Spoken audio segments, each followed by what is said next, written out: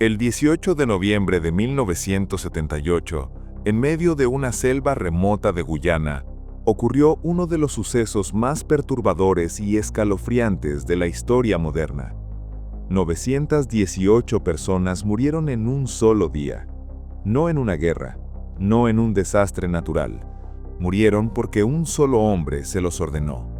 Hombres, mujeres, ancianos y más de 200 niños, incluyendo bebés, perecieron envenenados con cianuro en cuestión de horas.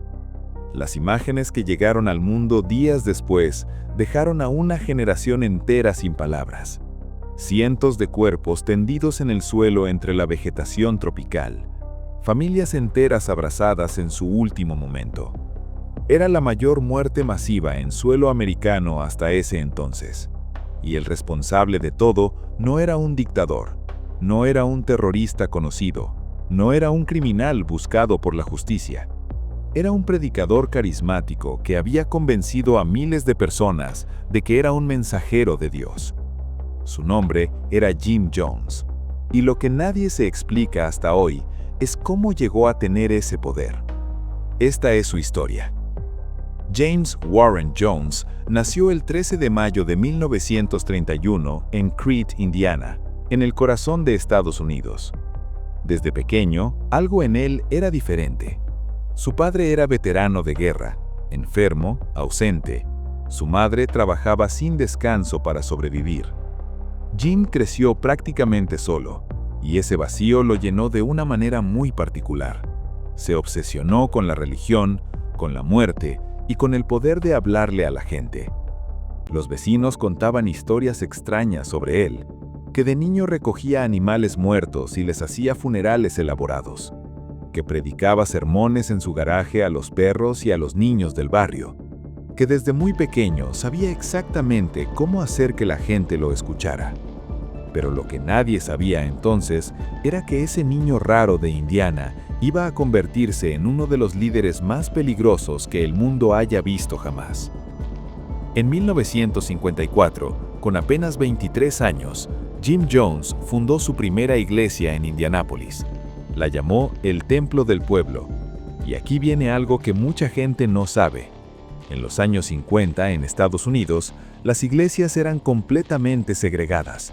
Los blancos con los blancos, los negros con los negros. Jim Jones rompió esa regla desde el primer día. Su congregación era multirracial, abierta a todos, y eso en aquella época era algo verdaderamente revolucionario. Predicaba igualdad, justicia social, amor entre razas. Y la gente, especialmente los afroamericanos que sufrían discriminación cada día, lo amaba por eso. Pero había algo más. Jim Jones realizaba lo que él llamaba curaciones milagrosas. Subía al altar, ponía sus manos sobre enfermos y los declaraba sanados. La gente caía al suelo, lloraba, gritaba. Las multitudes crecían, los periódicos lo cubrían, los políticos querían ser sus amigos. En San Francisco, a principios de los años 70, Jim Jones era una figura de poder real. Tenía miles de seguidores, tenía influencia política, tenía dinero y tenía algo que muy pocas personas en el mundo logran tener: control absoluto sobre la mente de otras personas.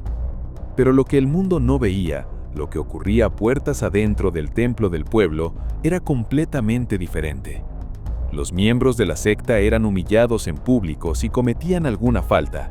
Los golpeaban, los obligaban a firmar documentos confesando crímenes que no habían cometido, para tener algo con qué amenazarlos si intentaban irse.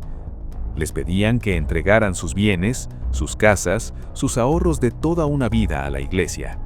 Y lo más perturbador, los alentaban a vigilarse y a delatarse entre sí. Las familias eran separadas, los niños eran apartados de sus padres, y a quienes intentaban escapar, se les decía que afuera los esperaba algo peor, que el gobierno los metería en campos de concentración, que no había ningún lugar seguro en el mundo excepto junto a Jim Jones. Y aquí es donde hay que hacer una pausa, porque mucha gente cuando escucha esto se pregunta cómo alguien cae en eso. ¿Cómo gente inteligente, normal, con familias y trabajos, termina entregando su vida a un hombre así? La respuesta es incómoda, porque los seguidores de Jim Jones no eran locos, eran personas que buscaban un mundo mejor. Eran madres que querían un futuro más justo para sus hijos. Eran jóvenes desencantados con el racismo y la desigualdad de Estados Unidos. Eran personas solas que por fin habían encontrado una comunidad que los aceptaba. Jim Jones no los casó, los sedujo. Y esa es la diferencia entre un criminal ordinario y alguien verdaderamente peligroso. A mediados de los años 70, la presión sobre Jones comenzó a crecer. Periodistas empezaron a investigar al templo del pueblo. Exmiembros comenzaron a hablar. Las historias de abuso, de golpizas, de control mental empezaban a filtrarse. Jones lo sabía y tomó una decisión que cambiaría todo: mudarse. En 1974 había arrendado más de 12 kilómetros cuadrados de tierra en la selva de Guyana, un país sudamericano de habla inglesa con un gobierno afín a sus ideas socialistas. Y allí, en medio de la nada, comenzó a construir lo que llamaría la utopía perfecta. Le dio un nombre: Jonestown. La promesa era hermosa: una comunidad autosuficiente, igualitaria, lejos del racismo y la corrupción de Estados Unidos. Un lugar donde todos trabajarían juntos, comerían juntos, vivirían juntos en armonía. Cientos de seguidores vendieron todo lo que tenían y viajaron a Guyana convencidos de que estaban construyendo el paraíso. Pero lo que encontraron al llegar era cualquier cosa menos eso. Lo que nadie te cuenta de Jonestown es lo que ocurría allí de verdad. Los residentes trabajaban de 7 de la mañana a 6 de la tarde, 6 días a la semana, bajo un calor de casi 40 grados. Comían arroz y frijoles, mientras Jones comía alimentos traídos especialmente para él. Los pasaportes de todos fueron confiscados. No podían tener pareja sin permiso de Jones. No podían salir. No podían comunicarse libremente con el exterior. Y existía algo que los supervivientes recuerdan con terror: el hoyo. Un pozo oscuro al que Jones hacía majar a los niños que desobedecían en la mitad de la noche, donde un hombre contratado los esperaba en la oscuridad para aterrorizar. Los niños mayores eran amarrados y castigados de formas que ningún ser humano debería experimentar jamás. Y había algo más, algo que Jones llamaba las noches blancas. Las noches blancas eran ensayos de suicidio colectivo. Jones reunía a toda la comunidad de madrugada, les servía un líquido y les decía que era veneno, que habían llegado los enemigos, que era el momento de morir juntos.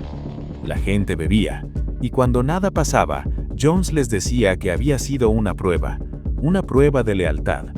Pero cada vez que lo hacía, estaba construyendo algo. Estaba normalizando la idea de la muerte como un acto de fe. Estaba preparando a sus seguidores para el momento final, sin que ellos lo supieran. Y aquí viene algo que te va a helar la sangre. Nadie sabe con exactitud cuántas noches blancas hubo. Algunos supervivientes hablan de docenas.